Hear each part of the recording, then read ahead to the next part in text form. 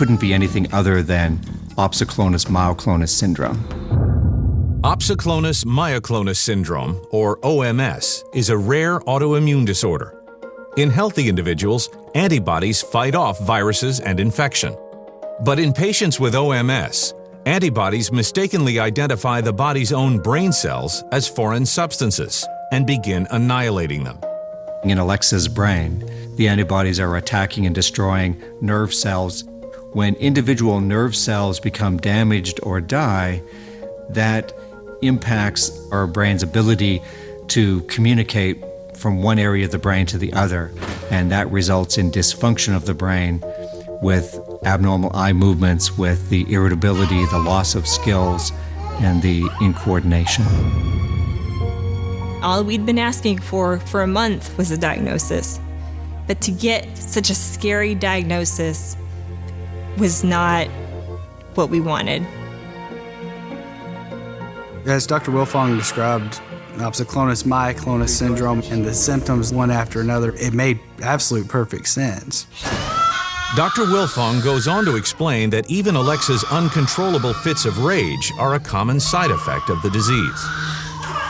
Whenever something affects your coordination center, your cerebellum, children are usually very dizzy and can become very irritated. Alexa would appear enraged when they placed her in her high chair or car seat because of the dizziness and her feeling that she might fall. OMS often takes on a life of its own, and some patients can experience brief improvements, just like Alexa did 2 weeks ago. All autoimmune diseases like opsoklonus-mioklonus syndrome are very dynamic. Symptoms can come and go, and they progress to the next stage of the disease.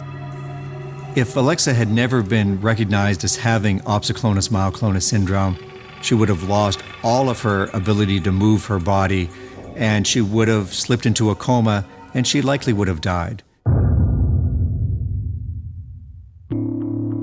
We were so incredibly blessed to find Dr. Wilfong. It's hard to imagine how serious it could have gotten.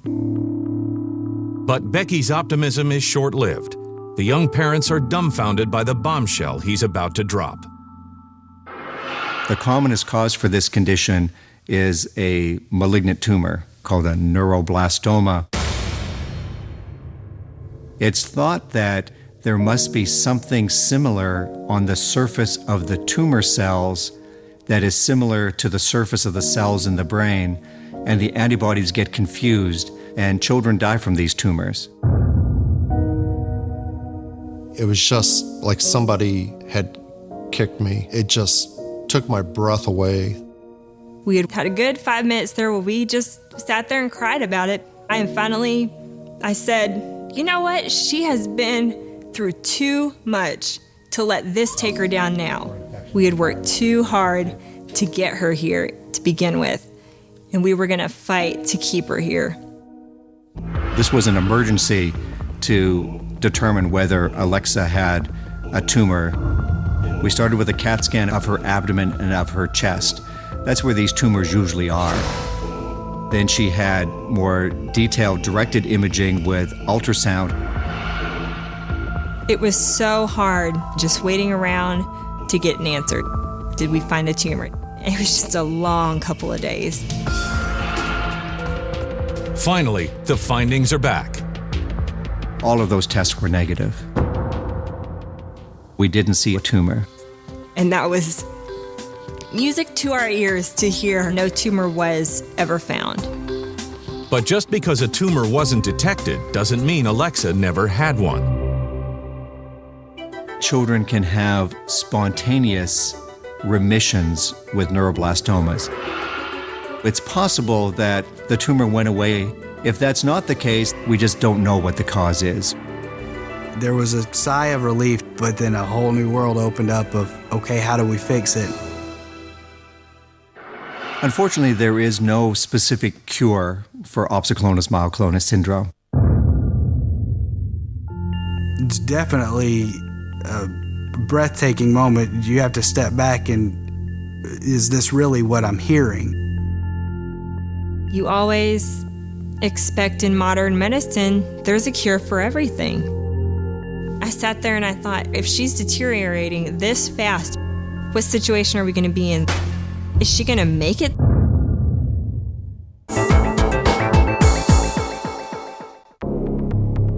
Becky and Brooks Jennings have just received terrifying news. Their 14-month-old daughter Alexa has an incurable autoimmune brain disorder, opsoklonus-mioklonus syndrome. However, there are treatments that can keep her rare condition in check, and neurologist Dr. Angus Wilfong is anxious to get the toddler started on one immediately.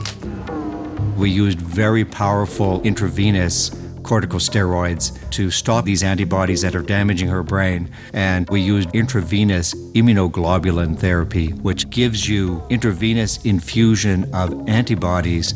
And these antibodies will hopefully interact with the abnormal antibodies that Alexa's body is creating and slow the disease down. We were just hoping we were coming out of the bottom of the barrel where we had been, and we were on our way up. That afternoon, Alexa begins her first round of medications.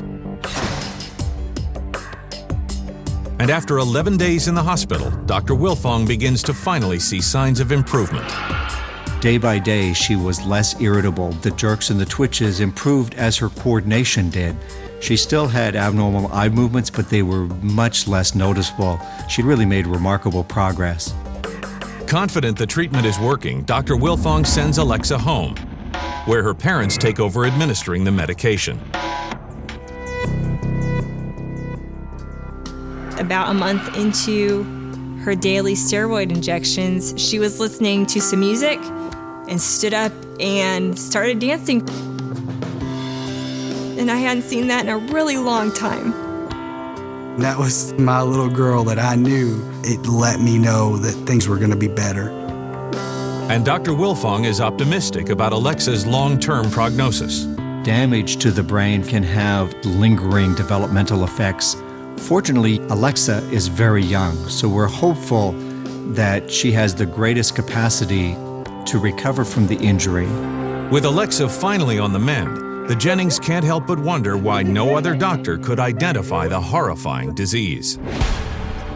Opsoclonus-mioklonus is a constellation of different symptoms, and if you focus too much on just one of the symptoms, you might miss the overall picture. Also, opsoclonus-mioklonus is very rare. This occurs approximately 1 in 10 million children. Today, just 9 months after receiving the diagnosis, Alexa is on her way to a full recovery, with her parents monitoring her very carefully. The biggest thing we have to be concerned with are germs. She's immunosuppressed, and the slightest little cold for anyone could be detrimental for her because she has no immune system.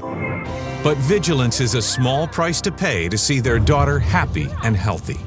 Alexa is a toddler on the move. Her shaking is completely gone. Her eye movements are completely gone. Cognitively, she's as sharp as can be. It really does feel like having my little girl back now. Alexa has come a long ways. The smile is back.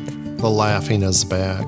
She's got about a dozen words that she'll say to us. We are thrilled. I want other families to know it's up to you as the parent to be an advocate for your child.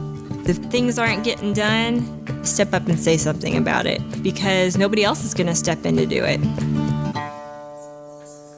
While Brooks and Becky Jennings watched their child deteriorate day by day, Greg Sapp was struck overnight by a mysterious disease that threatened to paralyze and possibly even kill him. In the winter of 2008, 34-year-old Greg Sapp was starting his life over in his hometown of Waycross, Georgia, after a long stint in the armed forces. I served in the Army for 8 years. I achieved the rank of sergeant, and I've served in the Middle East for 8 months. I was very proud of him. He'd done a good job for our country. When Greg came home, he started looking into buy a house. He stayed busy at his job. I worked in manufacturing. I operated heavy machinery. The job was pretty demanding, but I liked my career. And when he wasn't at work, Greg was a serious runner. I started running when I was in the military, and I gained a love for it. I had run one marathon, and I was training for another. I'd run 5 days a week, between 3 and 7 miles each day. I thought I was in the best shape of my life.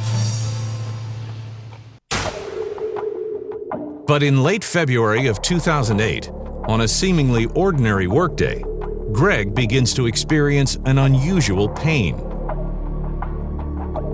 I was at work doing my normal routine on the machine that I operated, and I started developing a headache that started in my temples and progressed throughout my whole head where it was throbbing.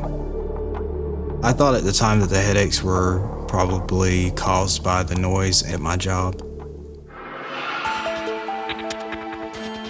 But as the day wears on, it becomes clear that this isn't a run-of-the-mill headache. By the end of the day, the pain was unbearable. I wasn't able to work. The pain from the headaches was like having my head in a vice and having someone squeezing it. By the end of the day, Greg is unable to bear the pain any longer and heads straight for his general practitioner's office. My doctor did a standard exam and concluded that I was suffering from a migraine headache that could have been caused by stress.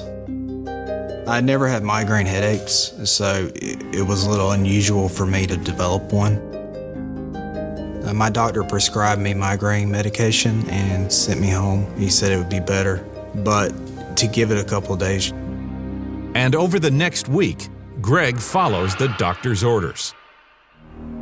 I stayed in bed and I took the medication I was supposed to. The pain was pretty intense. But after 3 days, the headache was gone and I was able to return to work.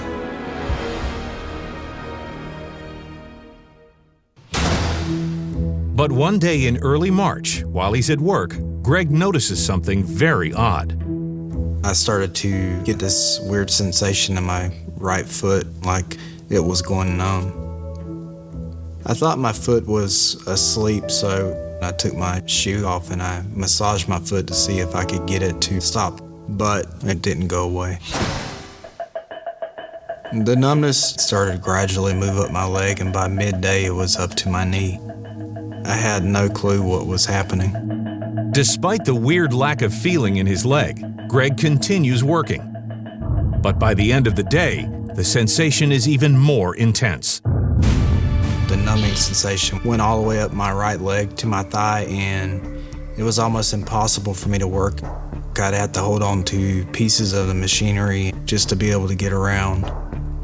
I was having to take more breaks, and I was having to go and massage my leg. Nothing I tried helped the situation. When I went home that night, I went and laid down and tried to get some rest. I had all intentions of returning to work the next day. While I was in the Army, I was taught to pretty much suck it up and drive on. All Greg can imagine is that he's pinched a nerve and hopes things will improve on their own. But in the morning, Greg is horrified by the state he's in. The numbness moved all the way up to my waist, and it went down to the left thigh. When I stepped down, pain shot up my leg and went straight up to my hip. It was like a stabbing, burning feeling. It was the most incredible pain that I've ever felt. I wasn't able to feel the outside of my leg, but yet I had an intense pain. I wasn't able to stand up. I had lost all control of my legs.